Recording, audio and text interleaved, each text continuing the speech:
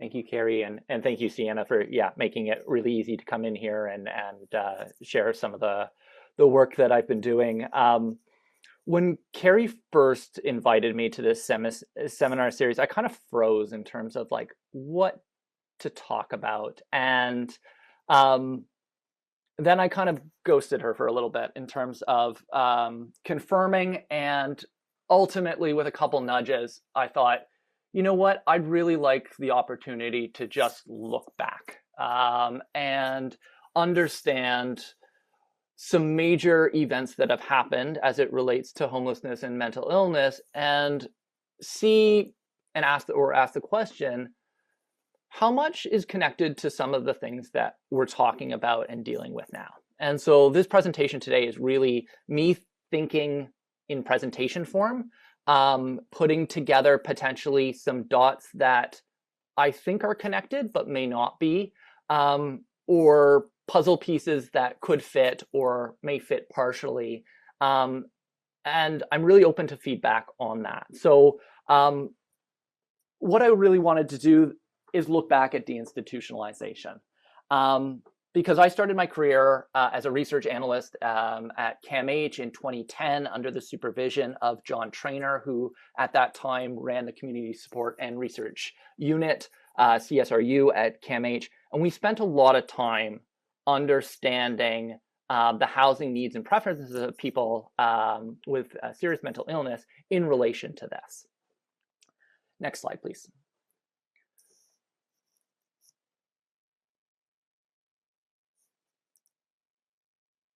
Perfect. So where I want to start is really before all of us, hopefully 2 centuries ago, because this is really what housing looked like for people with serious mental illness. This is a picture of CAMH. Looks a little different than the CAMH today, but very much this was the asylum in Toronto. And from kind of historical documents, from what we can tell, up until kind of the mid-19th century, or the mid-20th century, sorry, homelessness among people with serious mental illness wasn't a major problem. And then, of course, deinstitutionalization starts to shift what care and support looked like for people with mental illness. In the 60s, that's when it onset in Canada, I think with Saskatchewan being kind of the lead, accelerates in the 70s and 80s. And from 1965 to 1981, there's a 71% decrease in the number of psychiatric beds in the country. What that means ultimately is that almost 50,000 people are discharged from institutions like this into the community where we know that there wasn't adequate support and housing to accommodate them. Now, I think it's also important to recognize what were the drivers of deinstitutionalization at the time, and why does that matter here? You know, there were some really important reasons for it. There were the advancement in psychotropic medications, particularly around antipsychotics. There was a growing understanding and advanced knowledge around mental health recovery, and that people can and do recover in the community. Then, of course, unfortunately, there were the human rights abuses that were happening, you know, within the walls of these institutions, as well as cost. Right? It is very costly to house people for years, if not decades, in these institutions. And so there were some compelling reasons to for deinstitutionalization to begin and take off. And at the same time, we then saw, you know, increases in homelessness among people with serious mental illness. And for a long time, at least in what I had been exposed to and what I had even written, there was almost a cause and effect, or a strong correlation between deinstitutionalization happened, there was an increase in homelessness among people with mental illness. Next slide, please, Carrie. And then, as it so often happens, during a peer review process, a reviewer points out, well, actually, you might be overstepping that link. And this is a review that was done 10 years ago that actually calls into question whether or not deinstitutionalization yielded the increase in homelessness that we saw among people with serious mental illness. And this is a review that was done 10 years ago that actually calls into question whether or not deinstitutionalization yielded the increase in homelessness that we saw among people with serious mental illness. And this is a review that was done 10 years ago that actually calls into question whether or not deinstitutionalization yielded the increase in homelessness that we saw among people with serious mental illness. what they did is they looked at studies of individuals who had lived in institutions and been discharged as part of deinstitutionalization, and during the follow-up period, where did they reside? They were principally, as you can see from the title, interested in homelessness and time in prison. And what they found is that longitudinally, the evidence wasn't that strong that individuals that had been released from these institutions ended up in prison or on the streets or other homeless locations. Now, I think that there is a critique of the conclusions that this review drew, but it really brought to light the possibility of the oversimplification of this link. And I think the authors put it really, really well in this one highlighted section on the right. And there's a black box on my screen over that, but I'm just going to read it off of a separate screen, because they concluded that rather than deinstitutionalization, other societal factors such as rapid globalization, increases in migration, growing individualism, less emphasis on traditional families, pressures on housing and the labor market, increased illegal drug use, growing unemployment, legal changes such as those associated with the war on drugs, changes in mental health care funding and associated budget cuts could all have contributed to the rising number of people with mental health problems who end up in prison or homeless in the United States or in Western Europe. Next slide, please. Now, one of the things I noticed that there were very, very few studies in there that were from Canada, with Alain Lesage's paper from Quebec being the sole exception. And so when we look at that one in particular, he followed 96 long-stay inpatients from Louis H. Lafontaine Hospital in Quebec and looked at, well, where did they reside afterwards? And he found that only 2% ended up homeless and none ended up in jail, although 2 re-entered the forensic mental health system. Really kind of bringing to light, well, what else was going on? Deinstitutionalization might be one factor, but what do we also want to attend to understand what happened in the deinstitutionalization era for people with mental illness as it relates to housing stability? Next slide, please.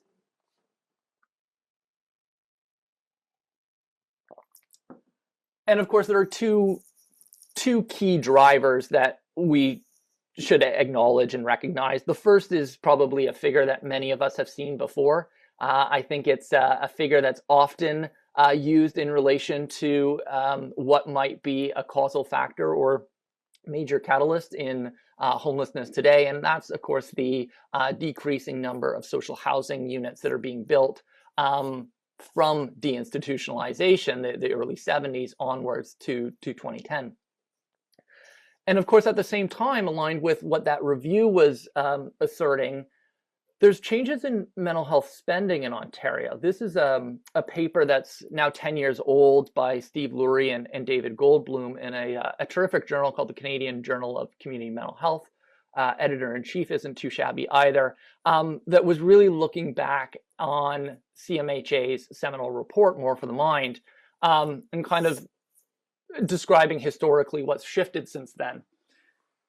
And they provide a couple statistics just as it relates to Ontario that I think are important to acknowledge, which is in '79, the overall health spend of the budget for mental health was 11%, and by 2015 it had decreased to less than 7%. I have no doubt that if we then cracked those two numbers open in both years, we would see that disproportionately much of that is going to the hospital system, with only a small fraction going to the community mental health system. Next slide, please. Whatever the causes, whatever the correlations, there was very clearly from the 90s into the turn of the century, this kind of new deinstitutionalization era characterized by very visible mental illness and serious mental illness with kind of high rates of co-occurring substance use among homeless populations. And there was a lot of research that was done, and this is just an opportunity to share what I feel is one of my favorite studies of all time by Kim Hopper in New York, because he really wanted to understand where have these people lived historically. And it was a small qualitative study that was published in Psychiatric Services, where he ended up coining the term institutional circuit. And he did this by looking at the 36 individuals and the 5 years of where they had stayed prior to the interviews that were done, and then across the and then analyzed the patterns that they observed in those histories. And what they found is that there was a sizable group, so 20 individuals out of 36, that's 56% of their small sample, had lived what they called the institutional circuit life. It was characterized by a large number of stays in institutions such as hospitals, jail, rehab facilities, with shelters usually being the bridge between those. And this is also a group that really never had a place of their own, to their own apartment, their own place during the 5-year retrospective history that they were looking at. Following that, this was really research that others replicated, others found locally. Margot Kuschel did similar research in California in the subsequent years. And this really became a bit of the problem that needed to get solved. Next slide, please. And of course, new solutions to that problem emerge.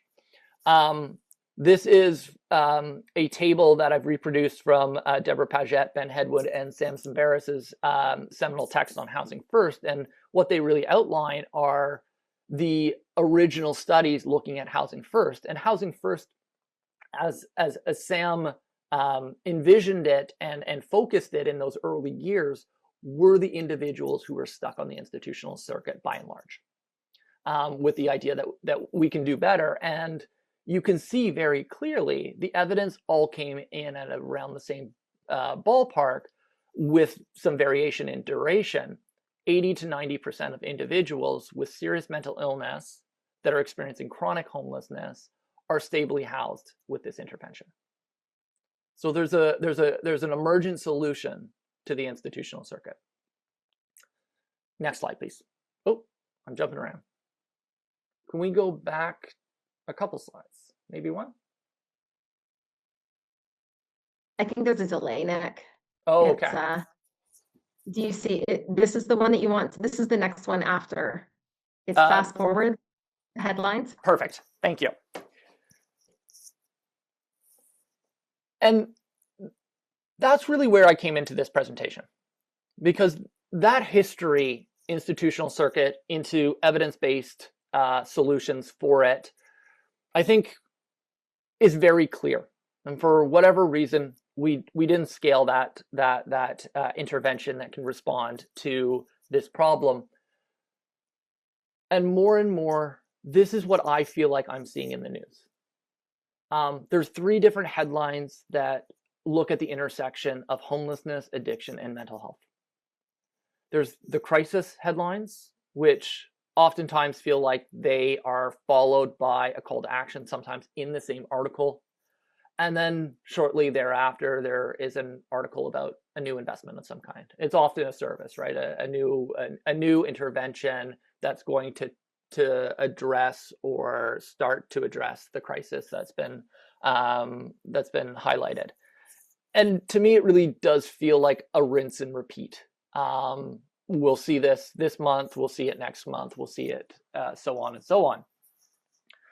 And at the same time, some of that research that Carrie had highlighted that involved kind of workplace mental health with providers who support people experiencing homelessness, one of the things that I was hearing quite often is that the homeless population or homeless populations are changing. It's not the same as it was 10 years ago. It's not the same as it was 20 years ago. Next slide, please. And my colleague, Vicky Sturgiopoulos at CAMH, was in her clinical practice feeling the same. And so a few years ago, we were invited to write an overview paper on mental illness and homelessness for Nature Mental Health.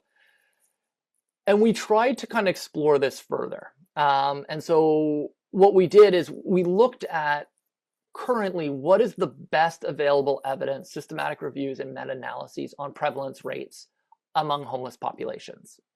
And we've kind of, I have the key findings there for some of the disorder groups. I don't think there's any surprises there.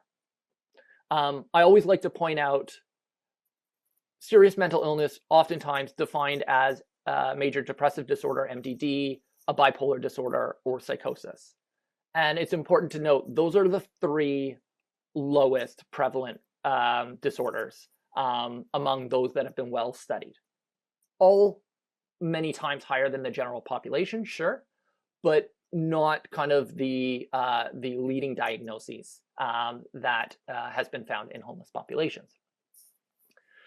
The more ambitious goal that we then tried to address was, what's the trend in some of these disorder groups? And it turns out the evidence just isn't very good to answer that in full.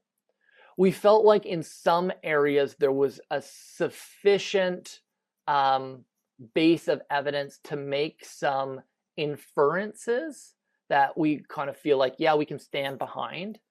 But for a number of them, alcohol use disorder, personality disorders, gambling disorders, there just isn't that longitudinal research. And when we did look at the ones where there were signs that it was increasing, it was really mood disorders, major depressive disorder, bipolar disorder, and PTSD. When we broke apart drug use disorder, we did feel like there was increasing evidence of stimulant and opioid use disorders in homeless populations. However, there's a really important cautionary note for that one, because some of this research is inferred by mortality rates associated with stimulant and opioid use or treatment-seeking behaviors. And you can imagine that when you're in an overdose crisis, the drug toxicity could be inflating trends upward in those outcomes without maybe the prevalence changing. I'm probably in the middle ground camp that it's that and increased prevalence, but we have to be open to the possibility that it is merely the toxic drug supply that is a confounding factor in this trend evidence. But I think what we saw here is that it aligned experientially with what we were hearing from providers, that there's more trauma and the substance use is more focused on stimulant use and opioid use. Next slide, please.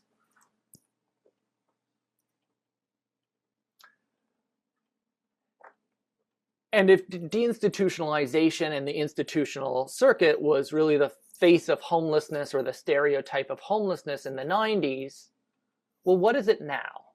And I would really argue that it's not a person, it is an object, and that object is a tent.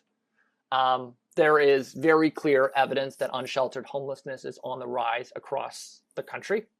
The last national PIT count had the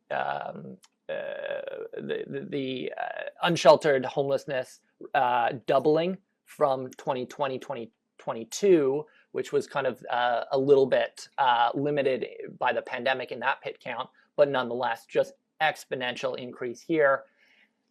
And accompanied by a lot more discussion and focus in the media, right? And you see some similar perspectives, particularly around stigma and discrimination, fear, stress, scare. The headline in the middle on the left, that's my own city councilor that clearly doesn't want any encampments in our ward.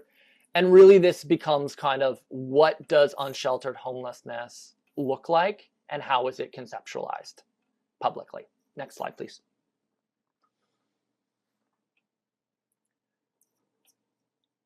As for other parallels, institutional circuits.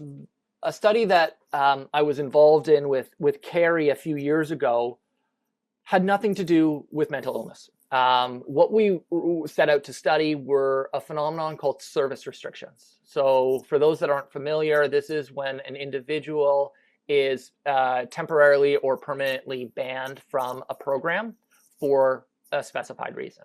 That might be violence, aggression, or merely a rule infraction of some kind.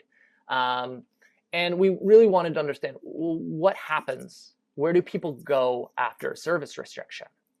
And so we did this qualitative study. We interviewed about 50 people who had experienced service restrictions in Toronto and London, Ontario, almost all of whom had experienced this in the context of the shelter system. And we did something kind of similar to Kim Hopper in that we just followed people and looked at what are the patterns between where do they go. And then we tried to label those patterns. And one of the patterns that we saw was very characteristic of the institutional circuit that Kim Hopper had described, 20, 30 years ago. And that's captured at the top. So this is just an example of one individual. He's been in a shelter for a year. There's a verbal altercation with staff. He's restricted at that point. Very shortly, within a matter of hours after that, there's a short stay hospitalization for mental health crisis. Then there's a period of unsheltered homelessness. And then there's just cycling. There was so much cycling that analytically, and as the interviewer, I lost track of jail, hidden homelessness, other places in the mix. And really looking at the institutional circuit is very much alive and well, unfortunately, among people experiencing homelessness today. When we looked at who's in this group, we also found that individuals with mental illness and substance use problems were more likely to be in this group than some of the other patterns that we saw. For example, stable resheltering was characterized by individuals who were restricted, had a very brief, if any, days outside the shelter system, and then they were back in. That was more common for youth in our sample. But the largest group in our study was the institutional circuitry group. It was 39% of participants.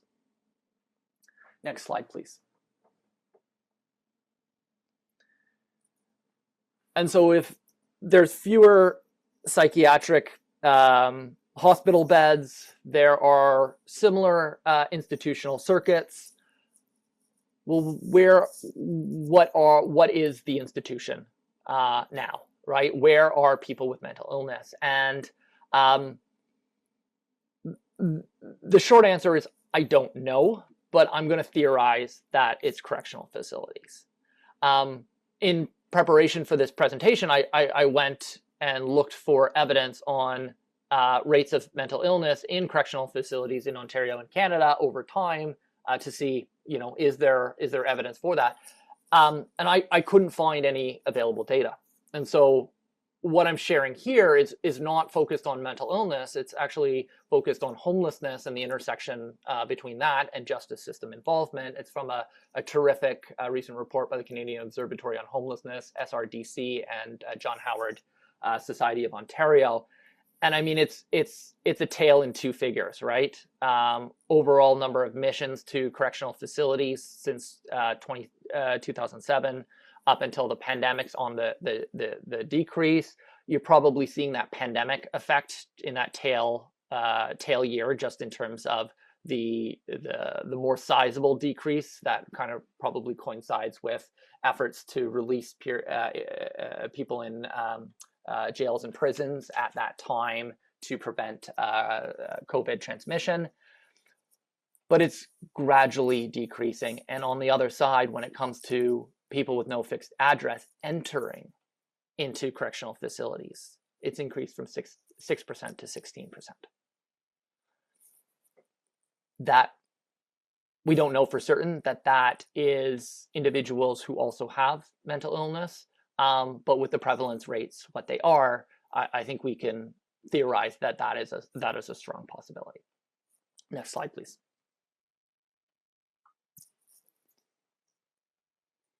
And then, of course, on the flip side, maybe again, no surprise to the folks in this room, but discharge from or release from correctional facilities. This was from a Globe and Mail article based on a Freedom of Information request from a few years ago, just rising rates of releases into homelessness.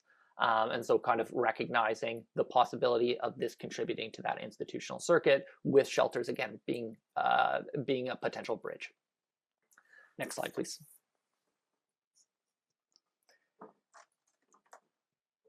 And then if we go back to what happened at the turn of the century with the emergence of new solutions, it's important to kind of look back on, well, what's happened with Housing First over the past 25 years in Canada. This is from a survey that was done by the Canadian Housing First Network, led by Tim Aubry and Jeff Nelson, that looked at Housing First programs across Canada. And for the survey, it was defined as any program that offered a rent sup to people experiencing homelessness, along with accompanying support, predominantly assertive community treatment or intensive case management. And what they found is, over time, following at Home Chez Soi, which was a multi-site randomized control trial of Housing First that very unequivocally demonstrated that this intervention is highly effective in stably housing its target population. The federal government made some policy shifts around requiring new programs to use a Housing First approach. And that's what you see likely with the uptick in new programs in 2009 to 2018. And then that requirement's removed. And it drops like a stone, right? And so there's a bit of an abandonment, if I can use that strong of a word, or at least a backsliding on an evidence-based practice that just isn't being scaled up anymore. Next slide, please.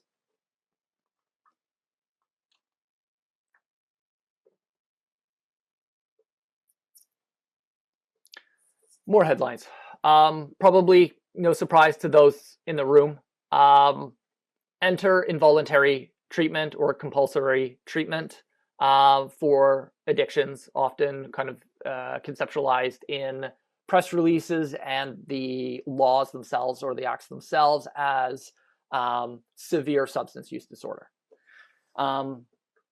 But when you look at the media articles and certainly in other jurisdictions beyond Canada, the intersection between this policy advancement and severe substance use disorders and homelessness are right there. They're talking about this as a response to substance use disorders among homeless populations. Next slide, please. So what's the evidence, right? The really terrific news articles on this policy advancement will oftentimes quote one, if not both of these reviews. They're both Canadian reviews or Canadian-led researchers on them. The first one by Dan Werb in 2016 really concludes there is limited scientific literature evaluating compulsory drug treatment. Evidence does not on a whole suggest improved outcomes related to compulsory treatment approaches, with some studies suggesting potential harms. 7 years later, in the Canadian Journal of Addiction, with all of the same studies plus a few more, the same evidence in terms of net findings with a slightly different framing on the conclusion. There is a lack of high quality evidence to support or refute involuntary treatment for substance use disorder. And recognizing that some of the authorship group may be in favor of its expansion in the provinces where they are located, but really at this time, there's no strong evidence that this is going to be beneficial and address the problem that it's setting out to. Next slide, please. And this is one last study that I just wanted to share. It was published a week ago, and it comes out of Sweden. It's one of their nationwide cohort studies. The Scandinavian countries have terrific nationwide cohort studies that they publish oftentimes in various Lancet journals. This study looked at what are the suicide risk outcomes following involuntary treatment for psychiatric reasons. And this figure really stood out to me because it stratified those outcomes by disorder group. And what's really interesting is you can see there that the serious mental illnesses, psychosis, bipolar disorders, their suicide risk following involuntary treatment is the lowest comparatively to some other disorder groups. And one of the ones where it's highest is substance use disorders. And it's just, for me, this is just something that I'm still thinking about. And what I'm thinking about here is the possibility that involuntary treatment for one person based off of their mental health, their mental illness, may be very different than the next. And I haven't seen any evidence prior to this that kind of highlights these differing trajectories. But to me, what I take away from this is the real risks associated with expansion that we need to be mindful of and think about potential mitigation. Next slide, please. And so this is me thinking about putting together a puzzle with different pieces, some of which might not fit. Over the past year, I've been thinking a lot about what is the legacy of deinstitutionalization, right? Institutionalization leading to deinstitutionalization, leading to inadequate community support and housing. I think that's really well established in the literature. I would argue equally well established is the emergence of institutional circuits and visible homelessness among people with mental illness. And I'm going to say we're still stuck there. And we're still stuck there because the solutions don't get scaled. Housing First is introduced. Housing First is not the only solution, but it's a key aspect of it. Ultimately, this is the population with which Sam Simbaris had set out to use Housing First to support. And because solutions don't get scaled, we're now looking, perhaps in desperation, at what else can we do? And that's where I think, perhaps understandably, the calls for involuntary treatment expansion come in. I should note, the word expansion is missing because we do have involuntary treatment in Canada, in Ontario, and it serves a really, really important, potentially life-saving purpose. But my worry is where this will take us next, and the possibility that we're going to be going, in some ways, full circle, not in scope or in size of what institutionalization looked like 100 years ago, but an out of sight, out of mind response to behavioral health problems among homeless populations. That is out of desperation and is not evidence-based. I am open to people saying I'm out to lunch here. It's not the same. The parallels don't make sense. And they're ones that I'm thinking about. The other thing I should note, I noticed at the outset of the session today, there's a number of people working in acquired brain injury. There is an oversimplification here of what is happening and a non-comprehensiveness with regards to homeless populations, their mental health, their neurological health. And there are probably a number of other nuances that I've missed that warrant consideration, that warrant kind of integration here. And so my way of saying by no means is this something that is based out of the evidence at this point or is comprehensive, but is just something that I'm wondering about as a theoretical and historical pattern. Last slide, please. Okay, I added this because I said in the abstract that I submitted to Carrie and Sienna that I would talk about what we can do. And honestly, this is an enormous problem. I would argue it's a wicked problem. We do one thing, the problem will change. It will adapt to that new intervention. And the 4 actions here are by no means going to address the intersection of homelessness and mental illness in a substantial way, but I think that there are important directions to go to start chipping away at the iceberg of the problem. Ultimately, we do need more acute care mental health and substance use treatment beds. Don't necessarily know if they need to be for involuntary care. I think we should really start with more voluntary care, getting people access to care when they need it and when they're looking for it.